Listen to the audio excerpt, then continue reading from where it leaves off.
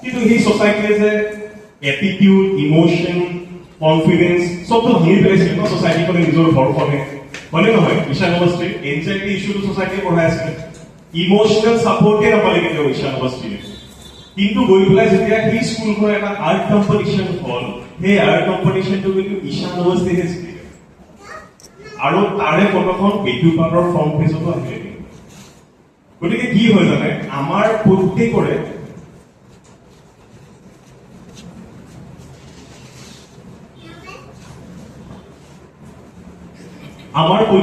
ল'ৰা ছোৱালীৰ কিবা নহয় কিবা জন্মগত প্ৰতিভা তেওঁলোকে লৈয়ে আহিছে।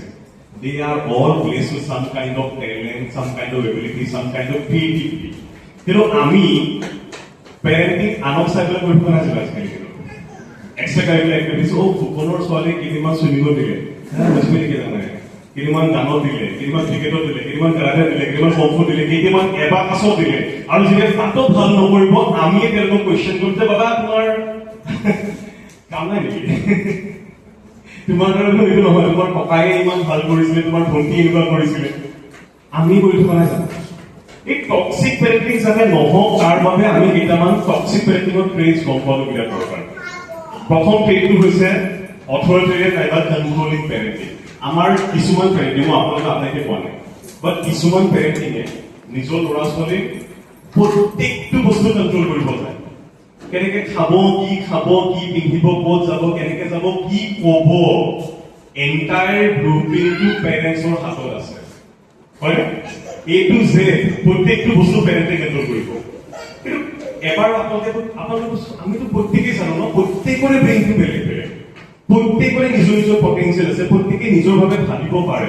কিন্তু এই যে আমি তেওঁলোকক প্ৰত্যেকটো বস্তু কণ্ট্ৰল কৰিব গৈছো, তাৰ ফলত কি হয়, সোনকালতে ঘৰে উঠে পাছত মাক দেউতাকক কথা নমনা হয়, অভদ্ৰামী লিপ্ত হয় মাক দেউতাকৰ লগত। পাছত গৈ পেলাই যে মই যে অথনি কৈছিলো আপোনালোকক যে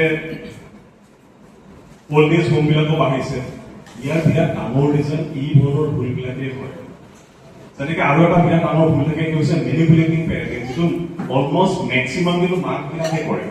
মেনিপুলেটিং পেৰেণ্টিং এইটো কথা কৈ পেলাই আৰম্ভ কৰে যে মই তোমাৰ বাবে ইমান চেক্ৰিফাইচ কৰিছো, তুমি মোৰ কাৰণে কি 90% মাৰ্কছ আনিব নোৱাৰা?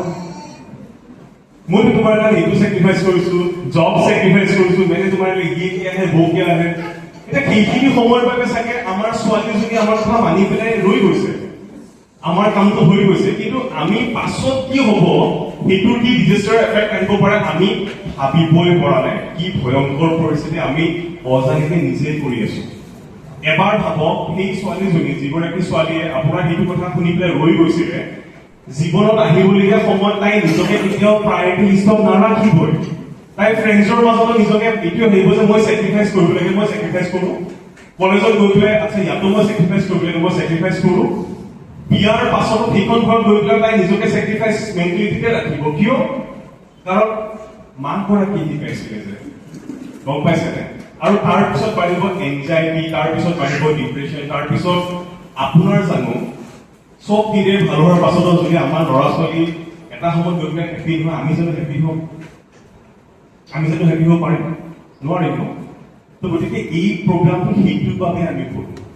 যেনেদৰে এটা বিৰাট ডাঙৰ পেৰেণ্টিং মিষ্টেক্স আমি কৰি আছো, সেইটো কওঁ আমি sir helicopter parenting. Helicopter parenting, য'ত শুই আছে আমি তাতো শুব গৈছো, ক'ত কি চাই আছে আমি তাতো চাব গৈছো, মোবাইলটো চাইছে মোবাইলটো চাব গৈছো, খেলিব গৈছে আমি পিছফালে গৈ পেলাই ৰৈ আছো। কিন্তু আমি তেওঁলোকক গ্ৰ' কৰাব পাৰিম জানো? এদিন আমিতো নেচাৰেলি নাইকিয়া হৈ যাম তেওঁলোকৰ ফালৰ পৰা, হয়? আমিতো সদায় ভাবে তেওঁলোকৰ লগত নাথাকো। কিন্তু আমাৰ ল'ৰা ছোৱালীয়ে যদি আমি এনি টাইম প্ৰত্যেকটো কথা হেলিকপ্টাৰৰ দৰে তেওঁলোকৰ আগে পিছে ৰৈ থাকো, তেওঁলোকৰ কি মেণ্টেলিটি হ'ব জানে? মা দেউতাটো আছে, মই কেলে কাম কৰিব লাগে?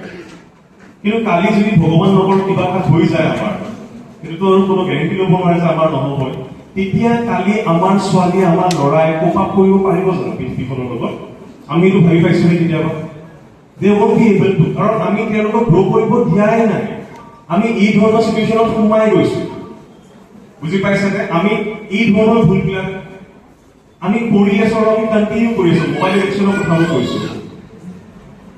প্ৰথমবাৰ বাচ্চাটো যেতিয়া কান্দি আছিলে, কাৰণ তেনেকুৱা সময়ত আমি কাৰ্টুন উলিয়াই পেলাই মোবাইলটোত নিজে জানো জ্ঞান আছে নহয় হয় নে নহয় কওকচোন সেই কাৰ্টুন গৈ পেলাই এদিন ৰিলছ বন গিয়া ৰিলছলৈ ৰূপান্তৰিত হ'ল এতিয়া বাচ্চাটো ৰিলছ চাই আছে আপুনিও চাই আছে এবাৰ ভাবকচোন কালি গৈ পেলাই কি হ'ব মোবাইল এডিকশ্যন ইমান বাঢ়িছে যে কালি গৈ পেলাই কানেকশ্যন কেনেকুৱা হ'ব আমি এটা সময়ত 20 বছৰ আগতেতো আমি একেলগে ভাত খাইছিলোঁ আজিকালি ভাত খালেও প্ৰত্যেকৰে তাত কোনোবাই চিৰিজ চাই থাকে কোনোবাই ৰিলছ চাই থাকে কোনোবাই এইটো চাই থাকে কোনোবাই সেইটো চাই থাকে আমাৰ কানেকশ্যনবোৰ কি ধৰণে নাইকিয়া হ'বলৈ ধৰিছে তাৰ বাবে আমি জানো দায়ী নহয় জানো কিন্তু এতিয়া য'ত মোবাইল এডিকশ্যন ইমান বাঢ়িছে এই ক্ষেত্ৰত মোবাইলটো ধৰি পেলাই পানী তুলিয়াই দিলেতো নহ'ব মোবাইলটো লক হৈ থ'লেতো নহ'ব হ'ব জানো আমি মোবাইলটোৰ সেই এনাৰ্জিটো ৰাইট ৱে ডাইৰেক্ট কৰিবলৈ জানিব লাগিব আৰু তাৰ বাবে আমি তেওঁলোকৰ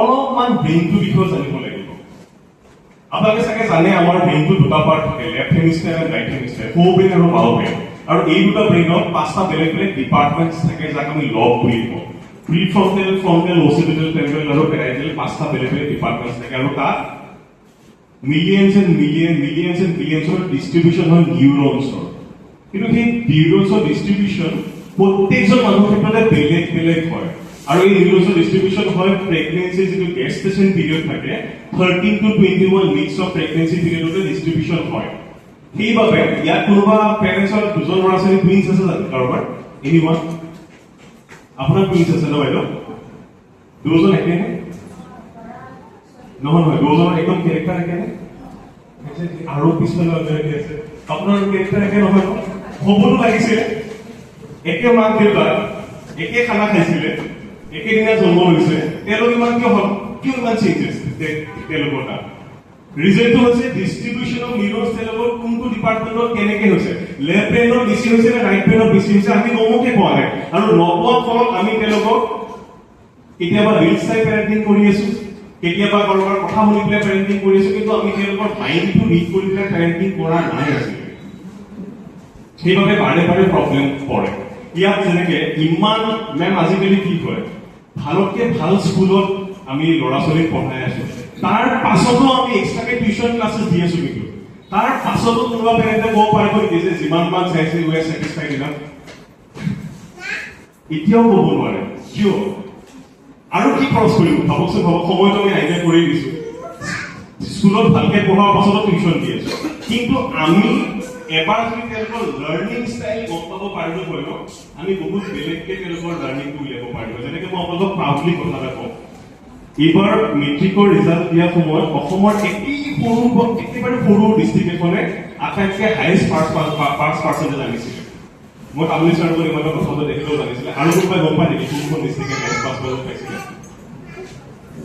গম পাইছে নে বুজি পাইছে নে কথাটো